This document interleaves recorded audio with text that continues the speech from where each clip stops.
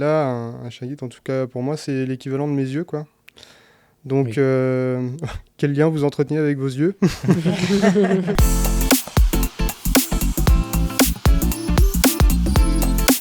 Bonjour à toutes et à tous, bienvenue dans un nouvel épisode des Inclusifs. La thématique du jour sera le rôle des animaux dans l'inclusion. Nous avons le plaisir aujourd'hui de recevoir 3 invités. Madame Lise Saulnier, qui est équithérapeute à la ferme équestre La Fenc. Monsieur Alban Pellen, qui est président de la délégation des Pays de la Loire de la Fondation Frédéric Gaillan. Et Marie, qui est intervenante en médiation animale dans l'association Animalia Mundi. Merci d'être avec nous aujourd'hui. Bonjour. Et bienvenue chez nous. Merci. Merci à vous. Je vais vous laisser vous présenter. Moi, je suis Lise Saulnier, donc je suis équithérapeute et éducatrice spécialisée. Et j'ai créé en 2017 la ferme équestre naturelle des Griots à La Roche-Posay, qui est un centre d'équithérapie, de médiation animale et une ferme pédagogique. Ok, merci. Bonjour, je m'appelle Marie. Moi, je suis intervenante en médiation animale pour une association qui est basée à Poitiers, qui s'appelle Animalia Mundi, médiation animale. Et ça fait une grosse dizaine d'années que je fais ça maintenant auprès de différents publics. Bonjour, moi c'est Alban. J'ai du coup monté la délégation des Pays de la Loire de la Fondation Frédéric Gaillan, qui est une école qui remet des chiens guides à des enfants non-voyants ou malvoyants. Ok, merci. Avant de vous poser des questions et d'en savoir plus sur vous, je vais vous donner une définition de l'inclusion qu'on a créée, qu'on a mis en place. Donc l'inclusion a pour objectif de permettre à chaque personne unique et entière d'avoir les moyens nécessaires de participer pleinement à la société en tant qu'acteur valorisé et respecté selon le principe d'équité. Le concept d'inclusion s'applique à tous et repose sur la volonté de participation réciproque de chacun, ainsi que sur l'adaptation de l'environnement à la personne et non l'inverse. Première réaction, qu'est-ce que vous pensez de cette définition ? Oui, c'est ça. On va dire qu'elle est bien. Après, ouais, il y a l'inclusion, il y a la question de l'accessibilité, rendre accessible, en fait. Moi, c'est plutôt dans le domaine soit du soin, mais aussi du loisir. Et pouvoir permettre, en fait, à toute personne, peu importe son histoire de vie ou son handicap ou ses difficultés, de pouvoir avoir des activités soit de soins, soit de loisirs qui lui soient accessibles, en fait. Qu'on s'adapte aussi. Tu l'as très bien dit. Je n'ai rien à ajouter.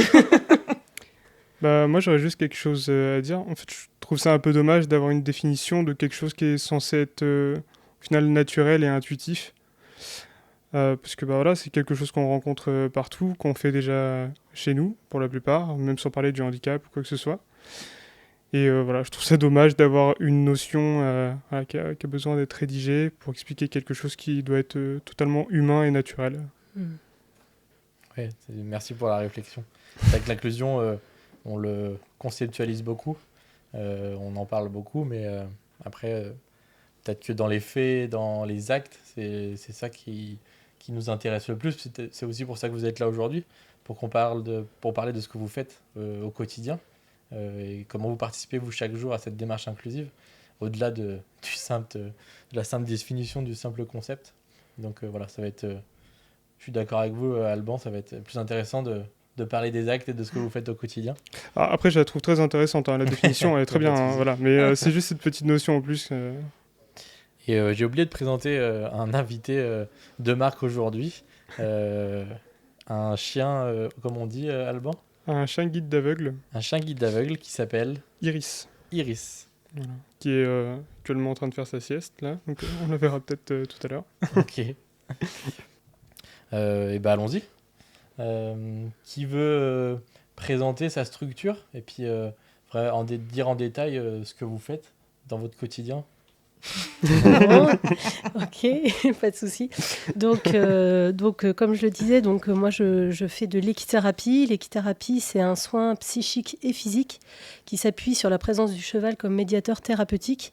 Donc en fait, c'est vraiment on va dire le triangle personne, cheval et thérapeute qui est intéressant. Donc il y a vraiment un projet de soins qui est fait pour la personne avec des objectifs qui vont être co-construits avec la personne, éventuellement la famille et les accompagnants. Donc il y a plein d'objectifs différents qu'on peut travailler en équithérapie et c'est vraiment cette notion-là de soins. Et à la ferme équestre, on propose aussi des activités de loisirs adaptées. Donc, par exemple, je fais des activités de ferme pédagogique et voilà, si les personnes m'appellent en disant j'ai mon enfant, par exemple, qui a un trouble du spectre autistique, moi, je saurais adapter aussi mes activités à cet enfant. Comme on travaille sur des jeux coopératifs, du coup, ça peut être tout à fait intéressant. Et pareil, je fais de l'attelage en calèche, en fait, pour rendre la nature accessible à tous. Donc, on a une calèche accessible en fauteuil roulant. Ok. Voilà. Donc justement, Alban, est-ce que vous pouvez nous présenter votre association? C'est une association? Alors oui, donc c'est un peu particulier. Donc en fait, nous, on est une antenne d'une fondation qui est basée à l'Île-sur-la-Sorgue, pas très loin d'Avignon, qui fournit donc des chiens guides pour enfants déficients visuels et non-voyants. Et nous, on est là surtout en tant que délégation pour faire de la prévention, de la sensibilisation, parler un petit peu du handicap, du chien, comme on peut faire là du coup, et aussi pour faire un petit peu de levée de fonds, parce que voilà, c'est quelque chose dont on a besoin pour financer des chiens guides au cours du temps et pouvoir en remettre d'autres à d'autres enfants. D'accord. À qui s'adressent du coup ces chiens guides plutôt à des enfants, à des adultes Voilà, c'est vraiment des enfants entre 12 et 18 ans. D'accord. Et après, il y a des écoles spécialisées pour adultes, mais qui sont un peu partout en France. Là, il n'y en a vraiment qu'une en Europe, en fait, qui fournit des chiens guides à des enfants. Marie, est-ce que pouvez nous présenter votre parcours et puis l'association pour laquelle vous travaillez? Oui. Du coup, moi, j'ai commencé dans le chien au départ. En fait, je suis comportementaliste canin. Et j'avais vu dans des magazines spécialisés qu'il y avait des personnes qui allaient en maison de retraite, en fait, avec des chiens pour donner un petit peu de plaisir canin à ces personnes. Et du coup, j'ai commencé comme ça, en fait, en disant que ce serait pas mal de donner un petit peu de temps. Et comme en plus, j'ai des gros chiens, ça permettait aussi de montrer que c'est pas parce qu'ils sont gros qu'ils sont pas sociables et tout ça.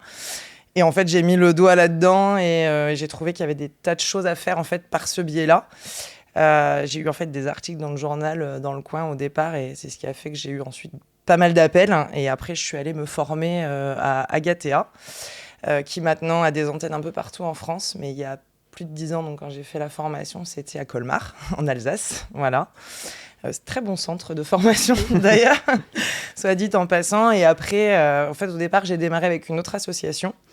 Celle-ci, elle va avoir 10 ans l'an prochain, en fait. Et voilà. Et donc, nous, en fait, on intervient auprès de tout type de public, autant au niveau du handicap, les personnes âgées, tout ce qui est ITEP, IME, centre de loisirs, la protection de l'enfance. On a été en prison, on a fait tout ce qui concerne la protection judiciaire de la jeunesse, le milieu ouvert. Là, j'ai les classes Ulysse, le périscolaire.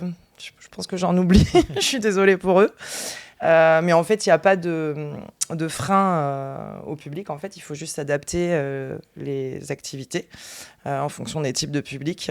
Chaque établissement a un projet personnalisé en fonction de ses besoins, du type de public, du budget, bien évidemment, du nombre de personnes qu'on doit faire participer aussi.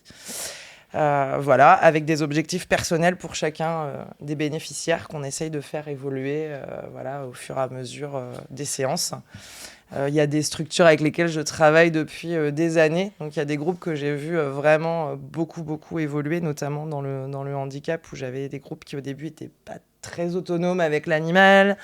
Il manquait quand même de l'élocution, un certain nombre de choses, des repères dans l'espace. Et maintenant, ils font des slaloms, ils conduisent le chien eux-mêmes. Voilà, on a fait vraiment des belles choses grâce à ça. Voilà. Et donc, aujourd'hui, vous êtes...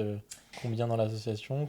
Alors, je suis la seule intervenante dans D'accord. l'association. On a des bénévoles.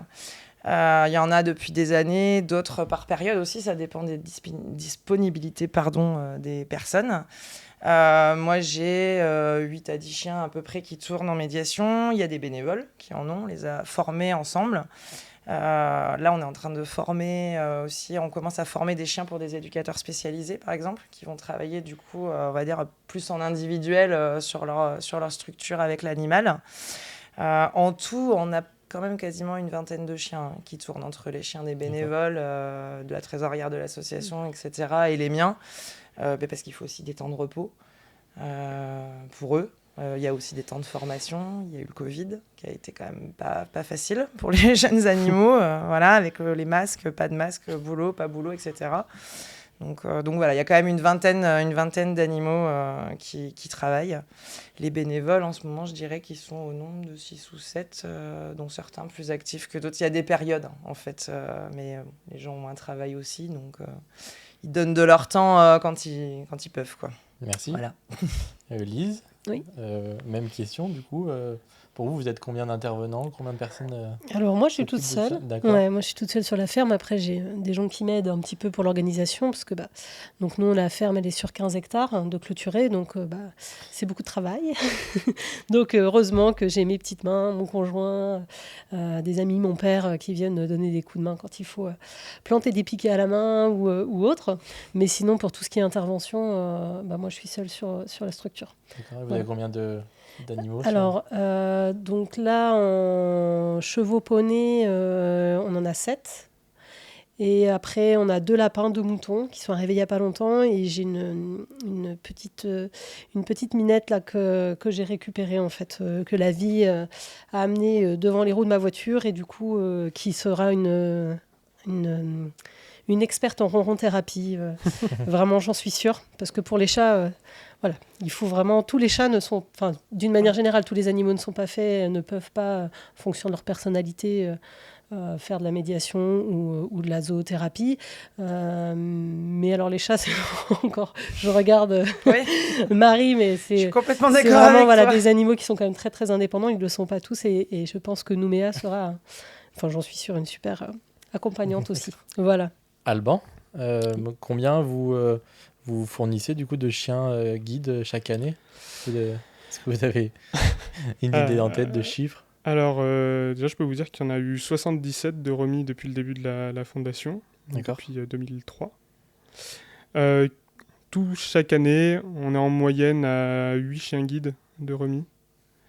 Ça dépend beaucoup en fait des classes, du nombre de jeunes qui sont prêts et aptes à avoir des chiens et du nombre de chiens aussi qu'on a et des binômes qui peuvent être faits parce que des fois voilà en fonction du rythme de marche, de l'attitude, du rythme de vie, c'est pas forcément évident d'avoir un binôme qui colle et du coup voilà ils travaillent beaucoup là-dessus et en fonction de ça donc on a un nombre de remises en moyenne de 8 on va dire par an.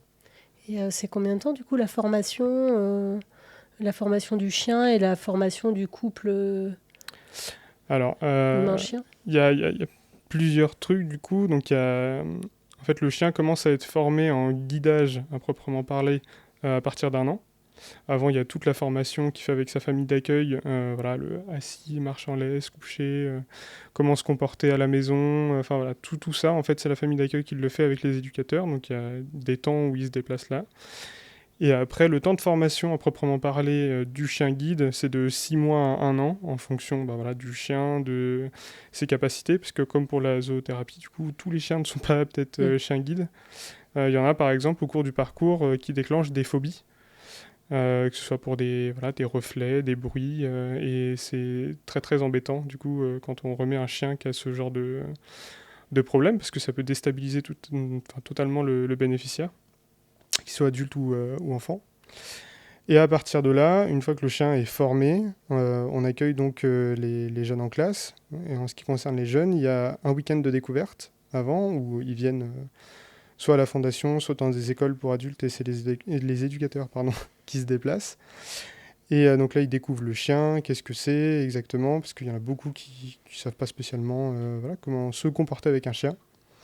Après, pendant une semaine, ils vont à la fondation. Ils sont entre eux. Du coup, généralement, maintenant, c'est des classes de 4 ou 5 pour découvrir les locaux, les ordres, le lien qu'on peut avoir avec un chien guide exactement. Comment ça se passe quand on est sous bandeau pour les déficients visuels. Avoir un petit peu plus confiance en les ordres que peut nous donner, les instructions que peut nous donner le chien et nous, celles qu'on décide d'entendre. Et après, il y a la classe de remise qui se passe sur 3 semaines, où là, on est vraiment en immersion totale, on va dire, avec le chien, on se déplace voilà, sur un peu tout, que ce soit les transports en commun, que ce soit la ville, les magasins, pour voir vraiment les réactions du chien et faire le binôme à ce moment-là. Donc c'est vraiment pendant les 3 semaines en fait, où on voit si tout le binôme, tout le travail qu'on a pu faire en amont, que ce soit pour le bénéficiaire avec des spécialistes comme des éduquesp, de la loco ou des choses comme ça, et le chien avec ses éducateurs canins. C'est pendant ces 3 semaines qu'on voit si vraiment le binôme qui a été pensé fonctionne réellement. Et du coup, qui c'est qui décide pour un jeune d'aller qu'il a besoin d'un chien? C'est quoi le parcours entre le moment où on décide et le moment où il reçoit son chien? Alors, je vais parler surtout pour ma part, parce qu'il y en a, ça change d'un jeune à l'autre, en fait, c'est assez complexe. Moi, je sais qu'on a découvert mon handicap visuel, j'avais 5 ans, et peu de temps après, j'ai vu mon premier ovni, on va dire. J'ai vu la première personne non-voyante avec une canne. Je ne savais pas du tout ce que c'était, donc je devais avoir 5 ans et demi, 6 ans, quelque chose comme ça. Et j'ai dit à ma mère, mais pourquoi ce monsieur qui a une canne pour marcher, il l'a fait traîner comme ça au sol, il va l'abîmer, en fait. Réaction totalement innocente, hein, du coup. Et en fait, elle m'a expliqué voilà, ce que c'était une canne blanche et tout, et puis qu'il y avait aussi des chiens guides. D'accord. Et j'ai dit, moi je veux pas de canne blanche, je veux un chien guide. Et on venait juste de savoir que j'étais déficient visuel. Et j'avais déjà un grand amour pour les chiens, j'étais baigné dedans depuis que je suis tout petit. Et du coup, voilà, en fait, c'est exactement ce qui s'est passé. J'ai appris la technique de canne, donc voilà, qui est essentielle, parce que si jamais le chien part pour maladie, pour autre, il faut quand même qu'on puisse se déplacer et être autonome. Donc je l'ai apprise. Je m'en suis pas servi beaucoup, très sincèrement. Et j'ai eu mon chien très très rapidement. Il faut savoir qu'un chien, on l'a en moyenne entre 1 et 2 ans en fonction des écoles. Parce que voilà, c'est long. Il n'y a pas forcément voilà, les chiens, comme je disais avant, qui collent et tout. Donc moi, ça s'est fait en 6 mois. D'accord. Et juste parce que je l'ai demandé, tout bêtement, D'accord. parce que je suis tombé sur les bonnes personnes au bon moment. Et du coup, voilà, ça s'est passé comme ça. Pour d'autres, c'est les parents qui incitent aux jeunes voilà, à se développer, à être plus autonomes et à vraiment voilà, partir là-dedans. Et du coup, ils rencontrent le chien, la fondation. Ils échangent beaucoup. Et en fait, de là, il y a un déclic. Et du coup, ils passent sur le chien. Et il y en a d'autres qui refusent de passer sur le chien aussi, qui préfèrent rester à la canne. Donc vous avez Iris depuis combien de temps maintenant? Ça fait 6 ans maintenant. D'accord. Marie, dans un travail du coup avec l'animal, quel objectif on peut travailler pour les bénéficiaires et quel impact ça peut avoir? Les objectifs sont très variés en fait, ça dépend aussi un petit peu des publics. Avec le handicap par exemple, on travaille beaucoup la canalisation de soi-même, les repères dans l'espace, l'élocution, la motricité, l'autonomie, la responsabilisation. Après, avec les personnes âgées, on est plutôt dans le toucher, travailler la mémoire, un peu de motricité aussi également pour ceux à qui c'est accessible. Mais globalement, en fait, si ça leur manque les animaux dans les EHPAD, donc ils avaient tous des animaux chez eux, ils étaient beaucoup dans des fermes, etc. Donc il y a ça aussi, le fait de leur faire parler de ce qu'ils ont pu vivre et tout ça. Après, quand on passe sur des publics de prison, protection de l'enfance, etc., là, il y a autre chose. C'est des gens qui sont un peu cassés par la vie, par des carences éducatives, familiales, sociales, etc. Donc des fois, il y a plein de choses à revoir sur des valeurs toutes simples de vie en groupe, tout simplement, de respect de l'autre, voilà, etc. Le respect de l'animal, le prendre soin de l'autre, ça c'est valable aussi pour le handicap aussi. Mais voilà, il y a toutes ces valeurs-là. Après, ouais, le public IME et ITEP, c'est un peu aussi les mêmes objectifs. Mais, et disons qu'en fait, c'est pas exhaustif, c'est-à-dire que quand on en voit un ou deux, on les travaille et le fait de les faire avancer, ça amène forcément à d'autres choses. En fait, on voit quand on travaille avec les publics sur la longueur que les objectifs avancent en fait. Voilà, j'ai des exemples en tête, mais je pense à une handicapée notamment qui était très agitée, qui avait tendance à se rouler au sol avec l'animal. Le respect de consignes, c'était compliqué et les séances, c'était compliqué, c'était un peu parasitant pour le reste du groupe aussi. Et je pense qu'elle se faisait moins plaisir que maintenant. On est quelques années plus tard et cette personne est calme et elle peut aider les nouveaux arrivants dans le groupe. Elle peut se faire beaucoup plus plaisir Il y a la reconnaissance de soi-même aussi, le fait d'être content de ce qu'on a fait. Ça, il y a des publics qui ne savent pas, ni le verbaliser, ni le vivre, ni... voilà, donc en fait, c'est très, très vaste, à mon sens. Je pense qu'elle elle ne me contredira pas. Tout à fait. Élise. Du coup, je rejoins complètement Marie sur l'ensemble des objectifs. Sur le prendre soin d'eux, il ne faut pas oublier que les personnes qu'on accompagne, généralement, c'est des personnes qui ont beaucoup de gens qui prennent soin d'eux. Il y a les infirmiers, les éducateurs, ça dépend du public, mais il peut y avoir pas mal de gens qui finalement prennent soin d'eux, gèrent un peu leur vie, etc. Et là, du coup, ils vont pouvoir prendre soin de l'autre, et c'est extrêmement valorisant. Ça favorise beaucoup l'estime de soi, en fait. Je dirais aussi tout ce qui est il y a tout ce que tu parlais sur les émotions, sur tout ça. Il y a aussi la question des affects. On dit souvent que l'animal, il est non jugeant, c'est-à-dire que vous venez avec qui vous êtes, et lui, il va vous prendre comme vous êtes, dans le moment très présent, en fait. Donc, il va pas savoir, il s'en fiche de ce qui s'est passé pour vous hier ou avant-hier, et de ce qui se passera pour vous demain. Il a juste envie d'être là avec vous. Et du coup, ça peut permettre aussi, on parlait de protection de l'enfance, moi je travaille beaucoup aussi en protection de l'enfance, avec donc des enfants qui ont des parcours de vie difficiles, des choses très compliquées au sein de leur famille, mais en même temps, pour ces enfants-là, ou ces adolescents, avoir de l'affection pour son éducateur, pour sa famille d'accueil, c'est pas évident parce qu'il y a quand même le conflit de loyauté avec sa famille, parce qu'on aime encore ses parents malgré les difficultés. Et là, on peut aimer et être aimé en retour. Et en fait, il n'y a pas d'enjeu. Donc, et les affects, l'échange d'affects, il est essentiel à la constitution vraiment de la personne. Donc voilà un des éléments. Je vais parler précisément du cheval, du coup, parce que moi je rejoins Marie sur tous les objectifs qu'elle a pu donner, qui correspond un petit peu à tous les animaux, on va dire. Le cheval, il a cette particularité qu'on peut, alors ce n'est pas obligatoire en équithérapie, mais on peut monter dessus. Et le fait de faire ce portage, ce qu'on appelle le portage, donc que la personne soit à cheval, peut avoir aussi des intérêts en rééducation motrice, en fait. C'est-à-dire que le mouvement du pas du cheval, du bassin au haut de la tête, fait travailler plus de 300 muscles, qui sont les mêmes muscles que la marche humaine. Donc quelqu'un qui a un tonus musculaire très affaibli, du fait de maladies, d'accidents ou d'un handicap de naissance, eh bien, le fait de faire 10 minutes à cheval par semaine peut déjà aider à remuscler en fait, tout ça. C'est des choses un peu incroyables, ces animaux qui nous guérissent, quoi. Mais oui, exactement. En fait, alors, c'est pas à l'encontre, il faut bien sûr faire la psychomotricité, du kiné. Mais voilà, c'est une des particularités du cheval, elle est celle-là. Après, il y en a d'autres. Sur le cheval, chaque animal, en fait, en zoothérapie ou en médiation animale, a des particularités. Le chien qui va être plus dans l'interaction, dans le jeu, c'est très concret, donc c'est très chouette pour les personnes en termes de valorisation, d'estime de soi et de communication. Et le cheval, en l'occurrence, lui, là, on est sur autre chose. Et puis s'approcher d'un animal de 450 kilos, faut le faire, quoi. On est d'accord. Donc voilà, rien que ça, déjà, c'est beaucoup pour les personnes. Voilà. Alban, est-ce que vous pouvez nous parler de votre relation du coup avec votre chien, avec Iris, est-ce qu'elle a pu vous apporter Voilà. Pour résumer ces 6 ans. C'est très très complexe. Parce que autant un animal de compagnie ou des animaux qu'on peut voir effectivement en zoothérapie ou des choses comme ça, on noue déjà pas mal de liens avec eux.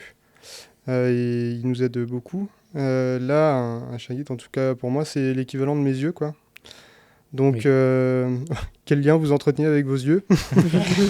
Voilà, je pense que du coup, là, tout le monde pénalise un petit peu à répondre.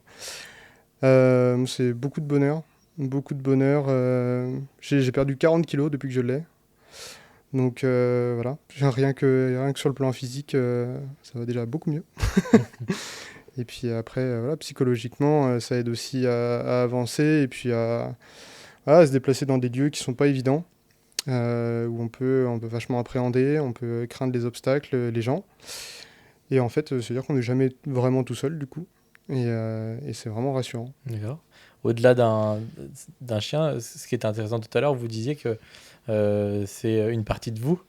Et il y a cette... le chien, parfois, favorise le rapprochement avec les gens. Et est-ce qu'on vous demande souvent si on peut le caresser ou pas et Enfin, qu'est-ce que c'est en fait? Qu'est-ce que ça vous fait ressentir le fait de... Il y a un exemple concret. Depuis que je suis arrivé ici, je pense qu'à peu près tout le monde m'a demandé s'il pouvait caresser Iris. Oui. Donc voilà. Donc effectivement, la socialisation, elle se fait bien. Des fois un peu trop, parce qu'on a aussi des gens qui ne demandent pas en fait, et puis qui ne nous parlent pas, qui caressent le chien et puis qui s'en vont. Oui. Et ça, c'est aussi un vrai problème, parce qu'ils partent du principe qu'on ne voit pas. Ils partent du principe que le chien est gentil et n'aura aucune réaction brusque, ce qui n'est pas forcément le cas. Parce que oui, ils sont très bien dressés, très à l'écoute, etc. Mais un chien, c'est comme un humain, ça peut avoir peur. Et les gens qui viennent comme ça, qui vous touchent d'un coup, par exemple dans la rue, alors que vous êtes en train de marcher, que vous n'y pensez pas, on sursaute. Voilà. Il y en a qui peuvent avoir des réactions brusques, on ne sait pas en fait. Et ça, c'est autant un très gros avantage, surtout pour les enfants, parce que ça noue des liens aussi avec des camarades de classe, par exemple. Oui. Autant ça peut être aussi un petit peu embêtant, quand on n'est pas prévenu et qu'on est surpris comme ça par ce genre d'interaction. Parce que ça déconcentre le chien et nous, derrière, ça se trouve, on peut se prendre un poteau ou quelque chose comme ça. Et ça peut vite devenir compliqué, quoi. Ça, c'est global dans le monde du chien. Oui. Parce que moi, je me promène avec mes chiens de 50 kilos et sur le marché, par exemple, il y a des gamins tout petits que les parents laissent venir comme ça. Alors, effectivement, mes chiens sont sympas, mais sans demander, sans rien. Donc, moi, j'ai mon panier, je sens que la laisse tire un peu, je me retourne, les parents sont en train de discuter un peu plus. Enfin, moi, je suis toujours assez surprise de ça. Et puis, c'est pas respectueux pour l'animal non plus. C'est pas parce qu'il est là et qu'il est mignon qu'on est nous, on n'aimerait pas se faire caresser tout le temps. Je suis d'accord. à tous les coins de rue, quoi. Donc, comme les nourrissons. C'est ça. Alors, du coup, avec les chevaux, on a moins de soucis. Généralement, les gens, ils osent moins y aller. Ils sont plus dans la sécurité. C'est mais ça. mais Vous c'est faites pas les intéressant. marchés avec le cheval. Comment? Vous faites pas les marchés avec le cheval Alors, et les magasins. non, ça, c'est moi qui décide. Enfin, les marchés, on pourrait, mais moi, c'est pas quelque chose qui me convient. Moi, j'y vais pour Pour moi, l'associer. Voilà. Mais bon, du coup, les chevaux n'ont pas besoin de cette socialisation-là, donc c'est pas très grave. Mais c'est vrai que la notion de bulle dont vous parlez, ça me fait penser aussi des fois ou dans des séances ou tout ça, où on a tous cette bulle autour de nous et c'est intéressant en fait de la travailler avec les personnes. Alors moi, avec les chevaux, ça va être souvent les personnes qui vont travailler le fait de se faire respecter par le cheval. Alors peut-être qu'avec les chiens, ça va être plutôt de travailler avec les personnes pour qu'elles respectent la bulle du chien. Il y a un peu les deux. C'est dans les deux sens. Et du coup, c'est vrai que c'est intéressant en fait, parce que c'est concret pour les personnes. Et parce que voilà, si le chien il s'en va et qu'il dit non mais j'ai pas envie, ou que le cheval il arrive, il met sa tête un peu trop près, du coup c'est pas très agréable. Au moins c'est concret. C'est ça aussi l'avantage des animaux, c'est qu'il y a quelque chose, ça se voit tout de suite. Par rapport à discuter pendant longtemps, à dire oui mais vous savez autour de nous il y a une bulle quand même qu'il faut respecter. Tu peux le dire 10 fois alors que l'animal va te le montrer. Ça va être direct. C'est ça. Puis ça ment pas un animal. Donc, Ouais, non. Et alors, Lise, une séance d'équithérapie, comment ça se met en place? Qu'est-ce que c'est concrètement? D'accord. Déjà, alors par exemple, si c'est une première séance, les personnes vont m'appeler, on va discuter ensemble des difficultés de la personne et de pourquoi on fait appel à moi, de l'intérêt du cheval dans ce cas précis, et on définit ensemble des objectifs un petit peu en projet de soins. Et après, c'est très variable, c'est-à-dire comme je vous le disais tout à l'heure, on peut monter à cheval en séance, mais on a beaucoup de temps à pied. Il va y avoir du temps aussi de prendre soin de l'animal, ce qu'on expliquait tout à l'heure. Donc moi, j'aime bien montrer aux personnes où faire les petits massages au cheval. Et puis c'est très concret chez le cheval. Il nous montre tout de suite qu'il est super content. Il a un comportement qui montre que c'est agréable pour lui. Et puis après, on peut mettre en place différents parcours à pied ou des choses comme ça. Ou alors à cheval. Ça dépend vraiment des objectifs qu'on va travailler.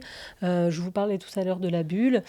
Par exemple, moi j'ai une jument qui ne bouscule pas, mais par contre, elle a un peu cette tendance à venir dans la bulle des gens.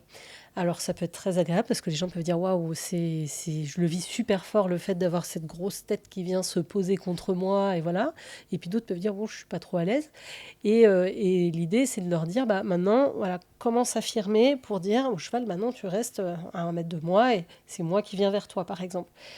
Et quand on a réussi à faire ça, donc je prends l'exemple d'adolescents qui peuvent avoir un peu des difficultés et qui parfois n'ont pas trop d'estime d'eux-mêmes aussi, donc un rapport au corps un petit peu particulier, en particulier à leur corps. Eh bien du coup, tu prends soin de ton corps. Tu prends soin de ton corps aussi en disant que tu n'es pas OK que ce cheval de 450 kilos, il rentre dans ton espace. Donc, affirme-toi. Et en fait, après, on fait toujours un parallèle. L'idée, c'est de généraliser, c'est-à-dire quel est le rapport avec nos vies. Et donc là, en l'occurrence, Ninon, tu te rends compte, dans la semaine, tu ne te fais pas forcément trop respecter par tes pairs, par ta famille ou autre. Mais là, tu as réussi à te faire respecter par un cheval de 450 kilos. Bravo. Et donc, du coup, ça donne un peu de la force pour la suite, quoi. Voilà. Et j'imagine que des séances d'équithérapie, c'est pas en une seule fois. Il faut du temps pour créer des relations avec l'animal. Voilà. Alors en fait, du coup, moi j'ai différentes choses. J'ai à la fois des suivis en fait sur l'année, effectivement, avec des personnes qui peuvent venir toutes les semaines ou tous les 15 jours en individuel. Un petit peu comme on irait voir un autre thérapeute. Il faut vraiment le penser comme quelqu'un qui irait voir son psychologue ou son psychomotricien. Ou voilà. Je dis pas que je suis psychologue ou psychomotricienne, mais voilà, du coup, on va dire que c'est le même type, la même chose, on va dire. Voilà, c'est complémentaire. Après, moi, à La Roche-Posay, comme je suis à La Roche-Posay, on a toutes les personnes qui viennent en cure thermale. Donc là, je propose aussi des séances qui vont être ponctuelles, soit une séance, soit 2-3 séances pendant la cure, en soutien en fait un peu psychologique et, à la cure. Et là, on va être plus sur des objectifs de relaxation, de bien-être. Après, j'ai des personnes qui viennent même pour 1 ou 2 séances avec un objectif un peu précis, sur la confiance en soi, par exemple. Et bon, c'est pas en 2 séances qu'on aura tout travaillé, évidemment, mais au moins, ça peut être une idée. Et puis, j'ai aussi, comme les gens viennent de partout, un peu, pour venir en cure à La Roche-Posay, j'ai pas mal de gens qui me disent je vais chercher un équithérapeute à côté de chez moi, quoi. Voilà, maintenant que j'ai essayé, que j'ai vu avec toi, en tout cas c'est un pas forcément non, c'est surtout qu'ils vont chercher un praticien à côté de chez eux, quoi, pour continuer un petit peu ce travail. Donc voilà un petit peu en gros ce qui peut se passer dans les séances, quoi. Marie, dans une séance de... On dit quoi, éducation canine ? Non, on dit médiation animale. Éducation canine, c'est autre chose. C'est avec les particuliers, c'est pour leur apprendre à s'y coucher, enfin les choses de base avec l'animal. Nous, en fait, on a différents thèmes de séances. On a des séances autour du soin de l'animal. On a des petits parcours directionnels avec des petits sauts pour le chien, slalom, cerceau, etc.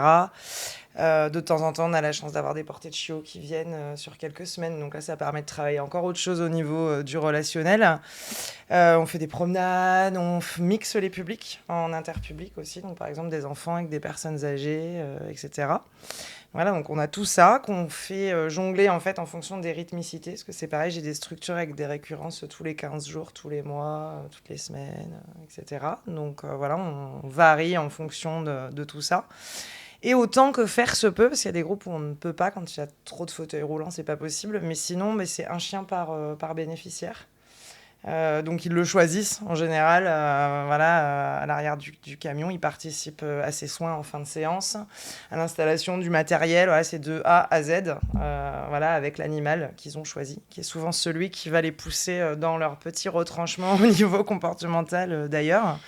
Voilà, et puis on leur demande aussi ce qu'ils veulent faire, bien sûr, sur les thèmes.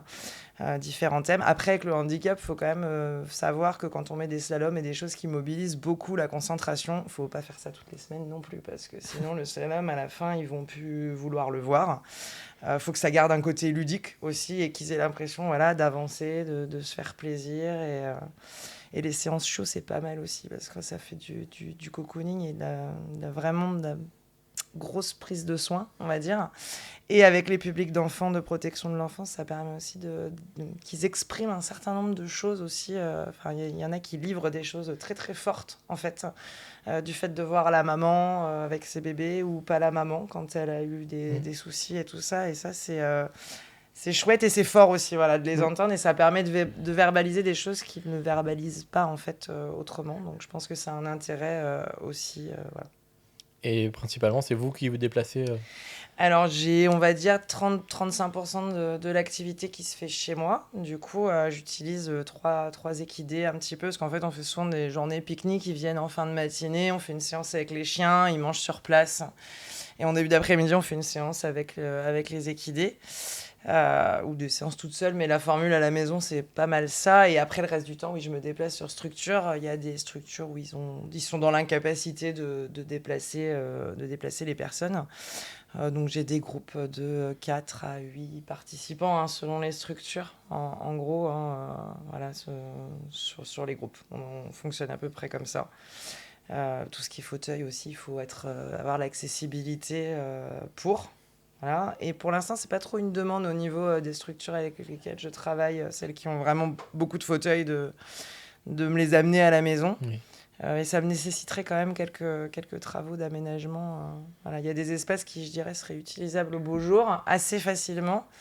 Mais bon, il faudrait des parasols. Enfin, voilà, ça nécessiterait quelques petits aménagements. Et c'est quoi comme type de chien? Alors, des gros chiens pour la plupart d'entre eux, des canets corso. Donc, c'est des chiens qui font à peu près 45-50 kilos. On a du staffy aussi. Donc là, on est plutôt sur du 13-17 kilos. On a un bulldog anglais qu'on nous a donné il y a quelques temps. Voilà. Et après, dans les chiens des bénévoles ou des personnes qui participent, on a du berger australien, beaucoup. On a eu un certain nombre de races, en fait, des croisés fox, on a eu du boxer, on a eu du malinois, voilà, ce que les gens ont, on le prend, en fait. À partir du moment où les animaux sont sociables, voilà, sociables et éduqués, Oui. voilà, c'est les critères quand même. Voilà. Moi, les miens, après, je les forme des petits, donc, mais quand on reçoit un chien extérieur, il faut quand même qu'il ait certaines aptitudes. Alban, on voit pas Iris à l'écran, mais c'est quoi comme race de chien? Alors Iris, c'est un cocker, du coup, j'allais dire. Oula. Pas vraiment. Pas vraiment, non. C'est un labrador croisé bouvier bernois. Voilà, qui fait à peu près 34 kilos, mais qui a bien pris du labrador quand même. D'accord. Ouais. Voilà. Et c'est toujours ce type de race qu'on utilise pour les chiens de guide d'aveugle? Absolument pas. Voilà, non, absolument pas. Il y en a plusieurs. Il y a beaucoup d'effets de mode, déjà aussi, comme on avait pu le dire bien avant. Souvent, c'est du labrador, parce que c'est sociable, parce que c'est un chien de famille, parce que c'est mignon, parce que voilà. Après, en fait, il y a eu un peu de tout, hein. Il y a du berger allemand, il y a du caniche royal, il y a du golden aussi. Nous, on a surtout à la fondation du Saint-Pierre. Alors, ça ressemble un peu au bouvier bernois, en fait, mais sans le marron dans l'idée. Voilà, mais il y a un peu de tout et on peut faire de tout parce qu'il y a pas très très longtemps, j'ai vu un berger suisse en chien guide. Après, voilà, faut savoir qu'il y a des écoles qui sont fédérées, d'autres qui ne le sont pas, et il y a des particuliers qui choisissent de former leurs chiens en chien guide. Donc voilà, on n'a pas tous les mêmes équivalences au diplôme de chien guide parce qu'il y a quand même une certification d'aptitude au guidage à passer et à évaluer pour que le chien soit vraiment reconnu chien guide. Et du coup, il y a différentes races, mais pas forcément certifiées. Vous parliez tout à l'heure de famille d'accueil, Oui. Sur toute la phase d'éducation du chien. Comment on devient famille d'accueil? Alors, je dirais que c'est assez simple, hein. C'est comme pour devenir bénévole, hein. Faut se présenter à la structure. Il y a forcément des questions qui sont posées, hein, déjà si on est bien traitant ou non envers l'animal. Bon, ça c'est l'essentiel, hein, j'ai envie de dire. Et après, savoir le temps qu'on a à y accorder, parce que c'est quand même assez important au niveau de la prise de temps. Le terrain qu'on peut avoir, s'il y a des animaux chez nous, enfin voilà, il y a toute une liste de critères, mais qui est relativement, j'ai envie de dire, abordable, parce qu'on a de tout. Il y a des gens qui n'ont pas forcément d'autres animaux chez eux, qui veulent juste être famille d'accueil et qui du coup récupèrent un chien guide et l'ont chez eux avec leurs enfants, tout ça, et avancent très bien dans l'éducation du chien. Pour continuer sur l'animal, on peut aussi parler de son bien-être à lui. On a parlé de toute la démarche de soins pour les bénéficiaires, mais il y a aussi l'animal à prendre en compte. Quel profil d'animal on choisit pour quel type de bénéficiaire? Est-ce que ça aussi c'est important dans vos métiers ou vos rôles? Alors oui, bien sûr. Enfin, pour les choix, en tout cas, voilà, le choix du cheval d'équithérapie, il est important. Et en fait, moi, j'ai la chance d'avoir une cavalerie assez diversifiée, donc ça permet aussi aux personnes de s'y retrouver. Il y en a qui vont peut-être plutôt choisir un poney parce que c'est plus rassurant, et d'autres, ça va être le cheval de trait. Et c'est pas pour rien, souvent, qu'on choisit le gros cheval costaud de 800 kilos. Après, moi, ce qui m'importe surtout, en fait, dans l'éducation, en tout cas moi, par rapport aux chevaux, ce qui peut-être est un peu différent par rapport aux chiens, enfin on en parlera tout à l'heure, mais c'est que moi j'ai besoin d'avoir des chevaux très authentiques. C'est-à-dire que il y a des bases d'éducation, mais moi je veux pas avoir des chevaux qui sont trop c'est peut-être pas trop éduqué, mais trop dressé à certaines choses, parce que voilà, aujourd'hui il y a beaucoup de choses en travail à pied, par exemple du cheval, avec des chevaux qui sont hyper... Enfin voilà, la personne le regarde, le cheval il se met là, il fait ça. Et moi je veux pas, je veux vraiment avoir des chevaux qui sont vraiment très authentiques dans ce qu'ils sont en tant que chevaux. Et nous, quand on a créé la ferme équestre, simplement, je voulais juste redire, parce que je crois que je ne l'ai pas dit, la formation d'équithérapeute, c'est une formation de 600 heures sur 2 ans, et 140 heures de stage. Et en fait, quand j'ai fait cette formation, pour moi, il était indispensable de... Je ne me voyais pas du tout louer des poneys dans un centre équestre en fait, pour faire de l'équithérapie parce que j'avais besoin de tout maîtriser. C'est-à-dire que éthiquement parlant, pour moi, je voulais pouvoir être sûre que mes chevaux ils aient tel et tel soin à tel moment, qu'ils aient telle condition de vie, que voilà, je maîtrise un petit peu ça. Et donc, on avait un peu cette idée voilà, de chevaux qui sont bien dans leurs sabots, des chevaux qui vont bien pour aider les humains à aller mieux en fait. C'était vraiment cette idée-là. D'où le fait qu'on ait beaucoup de terrain, que les chevaux vivent au pré toute l'année, en troupeau. Ça, c'est la base en fait de ce que c'est un cheval. En fait. Physiologiquement, un cheval, c'est fait pour manger 20 heures par jour, parce que c'est un herbivore qui mange voilà, des fibres très pauvres toute la journée. Et du coup, à partir du moment où il est enfermé, où on ne lui donne pas l'accès à la nourriture toute la journée, où il n'est pas un cheval seul, c'est un cheval qui est en danger de mort en fait dans sa tête. Enfin, faut pas l'oublier, ça reste des proies. Et donc voilà, ils ont besoin d'être en troupeau, de pouvoir éventuellement fuir, donc voir loin devant eux, même s'ils sont très calmes et posés dans le pré parce qu'ils se savent en sécurité.